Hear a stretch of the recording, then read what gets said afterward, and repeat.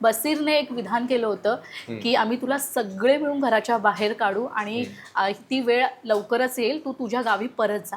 आज या माध्यमातून जर बसीरला उत्तर द्यायचं असेल तर काय देशील? म्हणजे ऑब्व्हियसली जेव्हा भांडण झालेलं तेव्हा त्यांनी ही गोष्ट मला म्हटली होती. ऑब्व्हियसली तेव्हा मला खूप वाईट पण वाटलं होतं आणि त्यानंतर जेव्हा वीकेंडचा वार झाला तेव्हा मी इमोशनल पण झालो होतो. आणि त्याच्यानंतर जेव्हा ते 1 तास झाला त्याच्यात मी त्याला ते चॅलेंज केलं होतं की बघूया घरातनं कोण आधी बाहेर पडतं. कारण तेव्हा ती गोष्ट म्हणजे अशी मला ठेच लागली होती.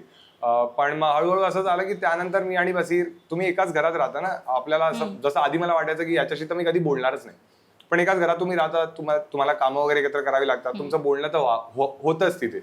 मग हळूहळू जेव्हा सगळ्या गोष्टी थंड झाल्या, आम्ही बोलायला वगैरे लागलो, तेव्हा मला कळलं की म्हणजे तो मनाचा तेवढा वाईट नाहीये.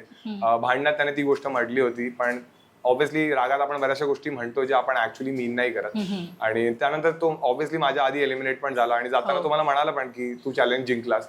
आणि मी त्याला म्हटलं पण होतं की मला असं जिंकायचं नव्हतं, मला असं वाटलं की तो टॉप 5 पर्यंत येईल.